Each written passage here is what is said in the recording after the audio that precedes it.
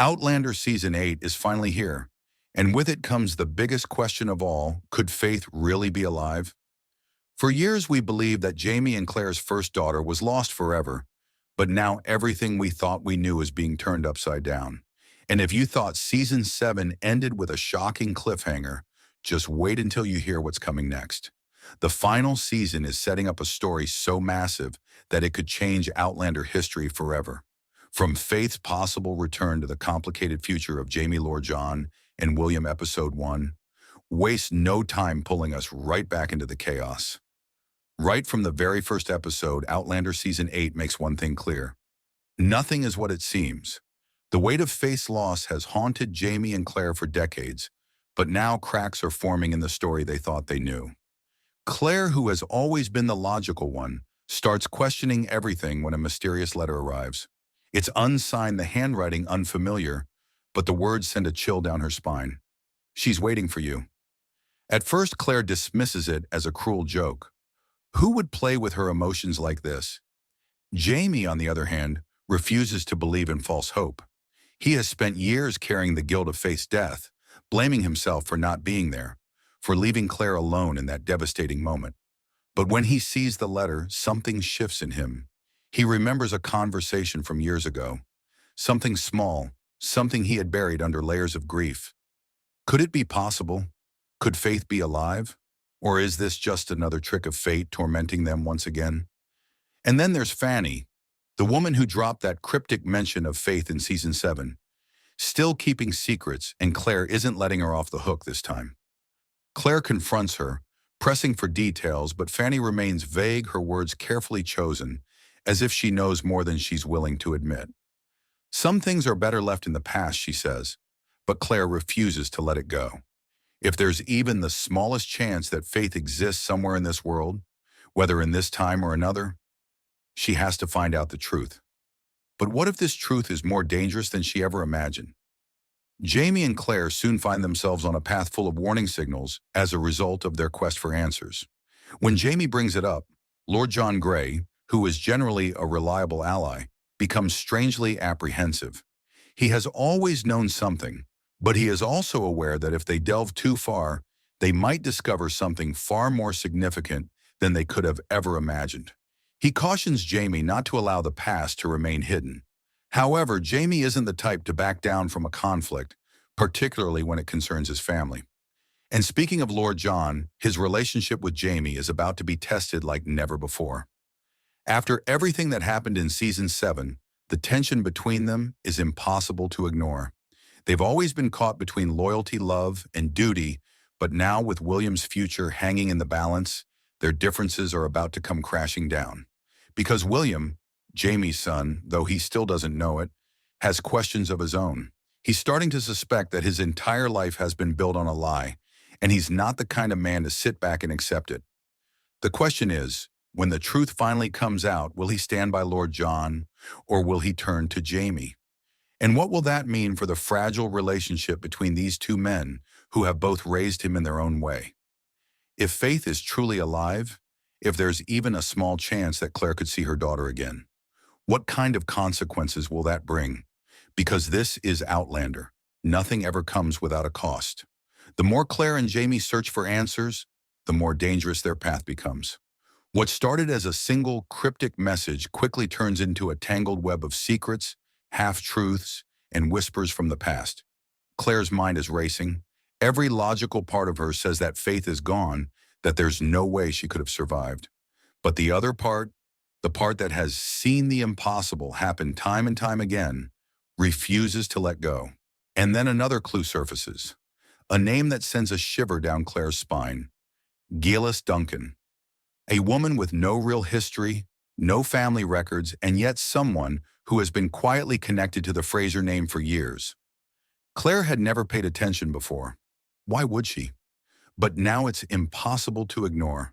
When she and Jamie start asking around, they're met with silence, hesitation, and fear. People who once spoke freely suddenly have nothing to say. The name Geilis Duncan carries weight, but no one will explain why. Until finally Claire meets an old woman who claims to have seen her. She's got the eyes of a Fraser, the woman whispers, but she walks like a ghost. Jamie responds right away. Even though he has always been wary of unrealistic optimism, he finds their comments unsettling. That look is familiar to him. He sees it in Claire every day, just as he did with Brianna.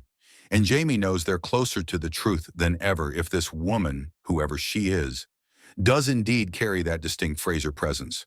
But just as they think they're making progress, Lord John Grey steps in, his warning no longer subtle.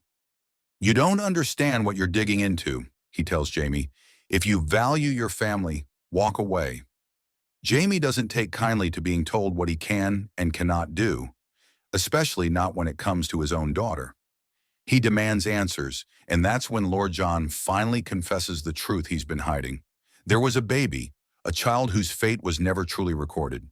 He doesn't know if it's faith, but he knows that there were circumstances surrounding Claire's loss that were never fully disclosed. The child was taken away before Claire ever had the chance to see her. Claire feels like the ground has been ripped from beneath her. Every painful memory of losing faith, of holding her lifeless body, comes rushing back. But now doubt creeps in. Had she really lost her? Or had someone taken her away before she even had a chance to know the truth? The answers, it seems, lie with one person, Geilis Duncan. And if she truly exists, Claire and Jamie will stop at nothing to find her. But they're not the only ones looking, because someone else has been watching them, following them. And as they push deeper into this mystery, they unknowingly awaken forces that have been waiting in the shadows for years. Forces that have their own reasons for keeping the truth buried. And if Jamie and Claire aren't careful, they won't just be searching for faith, they'll be fighting to survive. As Jamie and Claire push forward, the weight of their past decisions looms over them. Every step toward the truth feels like stepping into a trap, but neither of them can turn back now. The name Geilis Duncan isn't just a rumor anymore. It's a real person who may hold the key to the impossible. But the deeper they dig, the clearer it becomes that someone doesn't want them to find her. Every person they speak to seems afraid to even utter her name. Some shut their doors in Jamie's face, others whisper cryptic warnings. And then a letter arrives at Fraser Ridge, unsigned with just 6 haunting words: "Stop searching or someone will die." Jamie, always the fighter, is not intimidated. But Claire is aware such a threat cannot be ignored. She has witnessed what occurs when those in positions of authority wish to conceal their secrets. She recalls the grief in America, the treachery in Scotland, and the perils of Paris. Finding something that was never supposed to be found is now more important than faith alone. And then, a break. A man in Wilmington, an old doctor with shaking hands and guilt in his eyes, finally speaks. He tells Claire that years ago, a highborn infant was taken from her mother under the guise of a stillbirth. The child was placed in the care of a powerful family, one that had the means to erase records and rewrite history. He doesn't say the name, he doesn't have to. Claire already knows the Beauchamp family, Claire's own lineage. Suddenly, the puzzle pieces start falling into place. If Geilis is alive, then she has been raised not just away from them, but within a bloodline that has worked for centuries to manipulate the course of history. And that means only one thing. Someone with immense power wanted her to stay hidden. But why? Jamie doesn't take his time. Nothing, not even politics or threats, will prevent him from bringing their daughter home if this is the case, and she is still alive. As soon as Geilis Duncan's last known whereabouts was found, he and Claire left for Wilmington. They're not alone, though. They know they're being followed as soon as they enter the city, a shadow in the alleyway, a figure in the crowd, someone who's always just out of reach. It's a caution, not paranoia. And that warning turns deadly when they find their first real clue. A portrait hanging in a dimly lit estate, tucked away behind other noble families, is a painting of a young woman. Her face is unfamiliar, but her eyes, they are Faith's eyes, Brianna's eyes, Fraser's eyes. Claire's heart stops. Jamie's breath catches. But before they can take another step, the doors slam shut behind them. And for the first time since this search began, they realize the truth might not set them free. It might just cost them everything. Before Jamie and Claire can react, a voice cuts through the silence. A man they don't recognize, yet his presence feels oddly familiar. He stands between them and the portrait, a quiet authority in his stance as if he has been expecting them. There is no immediate threat, no raised weapons, but the warning is clear in his eyes. You should not be here, he says, his tone even, controlled. There are truths better left buried. Jamie steps forward, fists clenched, but Claire stops him. She knows this game. She has played it before in Paris, in Scotland, in the colonies. Secrets are always guarded by men who believe they are protecting something greater than themselves. But this time the secret is their daughter. Claire demands answers. Who is Geilis Duncan? Why was Faith taken? Is she alive? The man doesn't confirm or deny anything. Instead, he speaks in riddles, revealing just enough to make their worst fears feel real. She exists in a world that is not yours, he says. And if you love her, you will leave her there. Jamie's patience snaps. He doesn't care about cryptic warnings or hidden agendas. If Faith is alive, he will find her. If someone took her, he will make them pay. But before he can act, the man issues a final warning, one that chills Claire to the bone. You are not the only ones looking for her. With that, he steps aside, letting them leave, as if daring them to continue. They do too, because I've never been one to walk away. However, they realize they are being followed as soon as they return to Wilmington streets. Tension permeates the air, and every alley and shadow seems like a trap just waiting to be set. Then it occurs. A haze of motion. There was a whistling sound. A shot. Jamie shoves Claire behind him, his instincts sharper than ever. The bullet misses by inches, but the message is clear. Someone wants them dead. The streets erupt into chaos as they fight their way out, dodging unseen attackers, weaving through the panicked crowd. They barely make it back to their horses, breathless hearts pounding. This is no longer just about finding Faith. This is about survival. Claire grips Jamie's hand, her voice steady despite the fear tightening in her chest. If we don't stop now, we may not live to find her. Jamie meets her gaze unwavering. Then we don't stop. Because now, more than ever, they know the truth is real. Faith is out there, and if they don't reach her first, someone else will. With their lives now hanging by a thread, Jamie and Claire retreat to a hidden cabin on the outskirts of Wilmington. Their movements are cautious, measured. They can't afford to be careless anymore. The attack in the streets wasn't just random chaos. It was orchestrated. Someone out there, someone powerful, wants them to stop searching for Faith, and that alone is enough to fuel their determination. But they are no longer working with just the clock ticking against them. Now they have enemies who are actively hunting them, trying to keep the past buried. Claire finds it difficult to get rid of the uneasiness. She can't get the experience with the man in the estate and the mysterious statement that Geilis's world wasn't theirs out of her head. How did he interpret that? If this is indeed her daughter, how could she be in a different world? Despite its complexity, time travel has always been subject to certain regulations. Could those rules have been broken, though? Is it possible that Faith was transported to a different timeline? Or was there something more sinister than they had thought going on? Jamie is quiet, his brow furrowed in concentration, his fists clenched as he processes the new information. If there's someone else after her, we'll have to move carefully. We can't trust anyone, not until we know who we're dealing with. And so, for days they hide, moving only when necessary, keeping a low profile, until they can find the next piece of the puzzle. They begin to piece together a trail that leads them to an unexpected source, Lord John Gray. When they finally receive word of his arrival, it's both a relief and a cause for concern. Lord John has always been an ally, but in the world they're now navigating, trust is a fragile thing. Still, there is no denying the history between them. Lord John has known the Frasers too long. He is, after all, the godfather to their son William. And his bond with Jamie has always run deeper than just duty. There is genuine friendship there, though it's been tested by time politics and Lord John's own personal demons. The moment Lord John steps into the cabin, Claire and Jamie brace themselves. He looks worn, tired, his face drawn in a way they've never seen before. His usual stoic composure is gone, replaced by a weariness that immediately sets Claire's nerves on edge. He isn't here for a casual visit. He's here because something has changed, something big.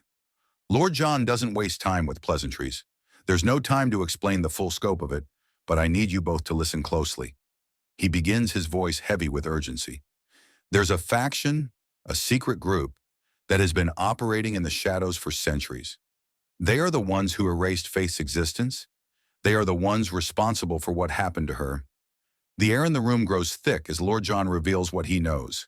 This group, whose name has been lost to history, has been involved in manipulating the Fraser family's destiny for generations. From the moment Claire stepped through the stones, her entire life, her family's future, was at risk. The group saw her as a threat to the timeline, a force that could disrupt the delicate balance they had created. They never expected Jamie's love for Claire to endure. They never expected the bond between them to grow so strong, to alter the course of history so completely. But the biggest revelation comes when Lord John speaks of a name, one that sends a chill through both Claire and Jamie.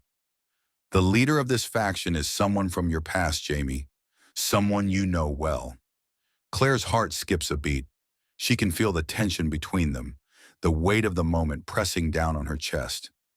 Jamie's face pales, his eyes flicker with recognition. And for the first time in what feels like forever, his usual confidence wavers. Who? He asks, his voice barely above a whisper. Lord John hesitates, his gaze lingering on Jamie's face.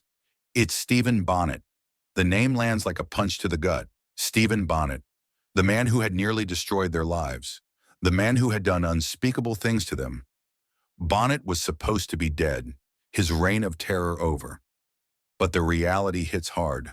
Somehow he is alive, or at least his influence is. And he's been pulling the strings behind the scenes. For Jamie, this realization changes everything.